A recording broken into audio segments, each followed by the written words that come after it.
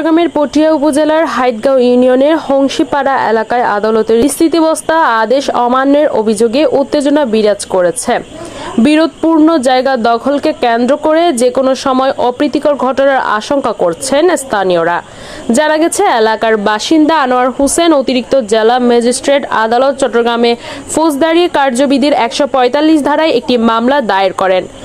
মামলায় নুরুল ইসলাম ও তার ছেলে সাইফুল ইসলামকে বিবাদী করা হয়। মামলার অভিযোগ অনুযায়ী দীর্ঘদিনের ভোগদখলীয় ও পৈতৃক সম্পত্তি জোরপূর্বক দখলের চেষ্টা চালানো হচ্ছে। পরে আদালতে বিরোধপূর্ণ জায়গায় স্থিতাবস্থা বজায় রাখার নির্দেশ দেন।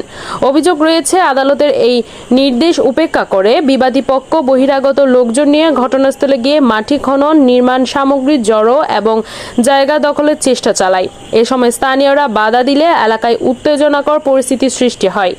প্রার্থীপক্ষের আনোয়ার হোসেন অভিযোগ করে বলেন, আদালতের আদেশ থাকার পরও তাদের ভয়ভীতি ও হুমকি দেওয়া হচ্ছে। এতে পরিবার নিয়ে নিরাপত্তাহীনতায় ভুগছেন তারা। স্থানীয়দের দাবি, আদালতের নির্দেশ অমান্য করা বিচার ব্যবস্থার প্রতি চ্যালেঞ্জের শামিল। তারা দ্রুত প্রশাসনের হস্তক্ষেপ কামনা করছেন। তবে এই বিষয়ে অভিযুক্ত নুরুল ইসলাম ও সাইফুল ইসলামের কোনো বক্তব্য পাওয়া যায়নি।